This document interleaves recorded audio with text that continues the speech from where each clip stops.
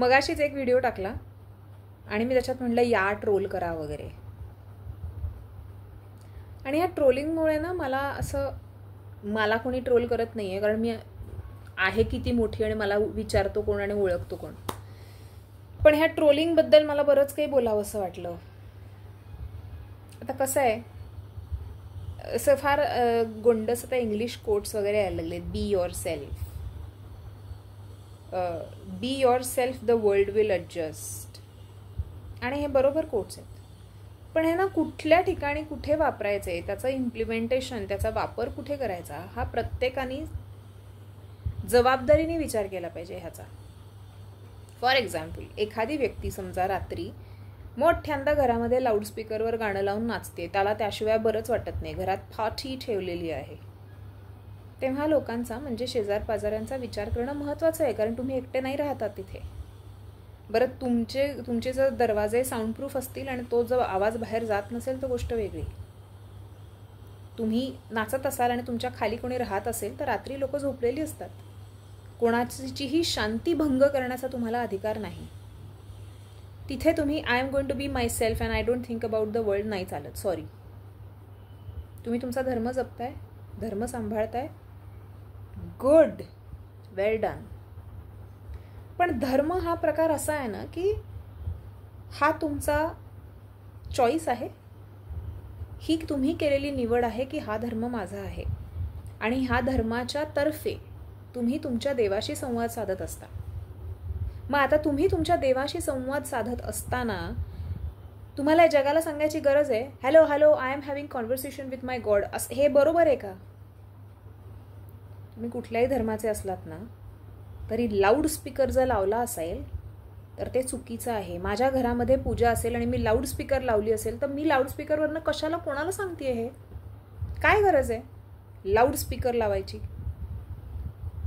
तुमच्या देवाबरोबर असलेला अत्यंत सुंदर संवाद, या जगातली खूप सुंदर गोष्ट असते ती पूजा, ती जगाला सांगून जगाची शांती बिघडवण्याचा अधिकार कुठल्याही धर्मातल्या कोणालाही नाही. सो तिथे यू कॅन्ट से की माझं हे असंच आहे. प्लीज, नाही चालत ते. Be yourself, stand up for yourself, yes, speak up for yourself, not at the cost of someone else's peace. तुम्ही पूजा करता ती तुम्हाला मनःशांती पाहिजे म्हणून करता ना, लोकांची शांती भंग करून? Not done. कुठल्याच धर्मासाठी नॉट डन.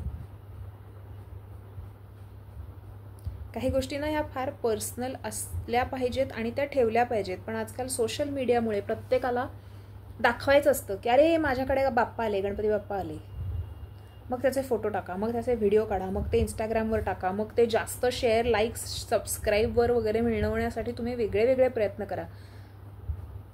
बाप्पाकडे लक्ष आहे का हो तुमचं? म्हणजे मी माझ्या आधीच्या व्हिडिओमध्ये म्हटलं तसं की हे स्टेटस बिटस सगळं टाकल्यानंतर सुद्धा तुम्ही जर डिप्रेस असाल, जगाला दाखवताय तुम्ही खूप खुश आहात, आणि जर तुम्ही डिप्रेस असाल त्याला काही अर्थ नाही. तशाच प्रकारे घरामध्ये बाप्पा आला असेल तो बाप्पा तुम्ही देवाला जगाला दाखवण्यासाठी आणलायत का त्याची सेवा करण्यासाठी त्या गोंडस रूपाला घरात घेऊन आलायत? विचार करण्यासारखी गोष्ट आहे की नाही?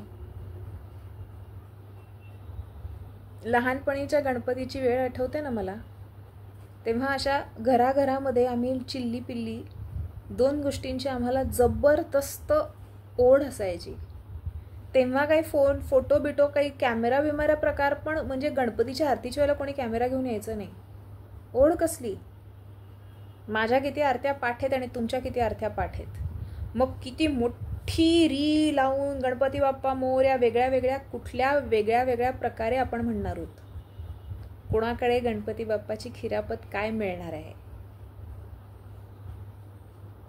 कोणाच्या बाप्पाला कोणी कसं सजवलंय,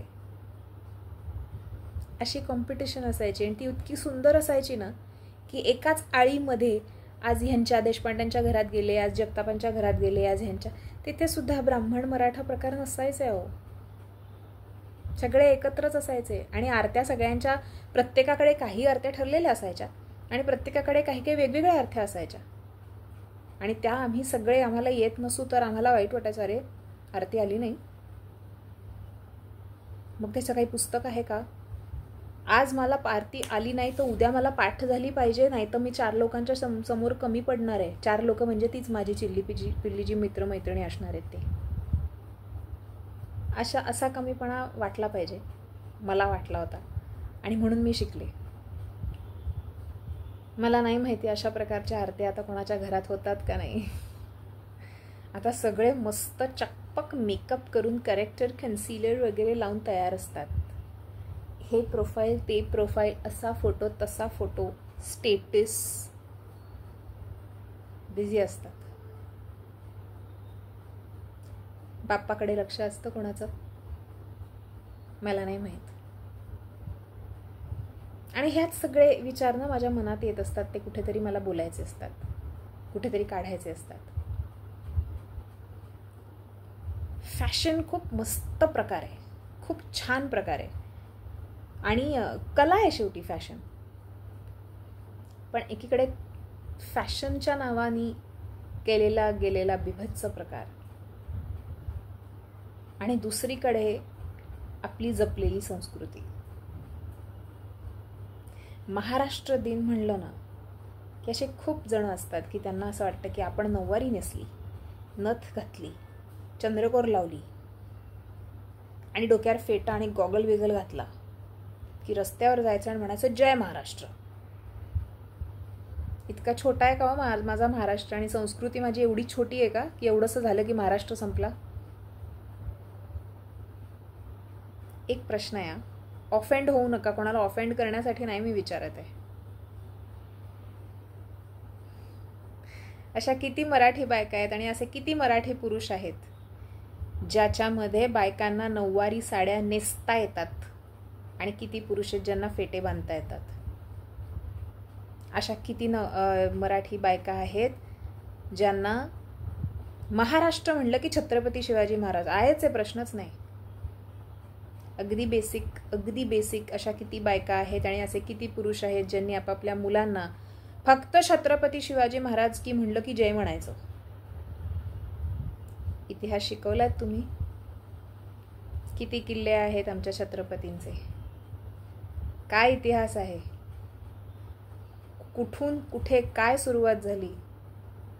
मी ऐकत असते मराठी मुलं ना बोलत असतात शिवाजी महाराजांचा पहिला फोर्ट होता आणि मला तसं बघून वाटतं की हे महाराष्ट्र, आता अमेरिकेतला मराठी मुलाबद्दल नाही बोलत आहे मी, महाराष्ट्रातला मराठी मुलगा शिवाजी महाराजांचा फोर्ट होता.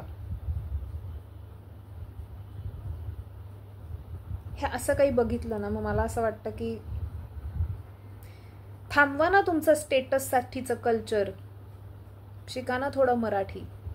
लोकांना दाखवायला नाही, आपल्याला जपायचंय म्हणून. असे बरेच मुद्दे माझ्या मनात येतात, ते मी पुढच्या व्हिडिओमध्ये बोलेन. लाईक, शेअर, सबस्क्राईब करू नका, ट्रोल करा.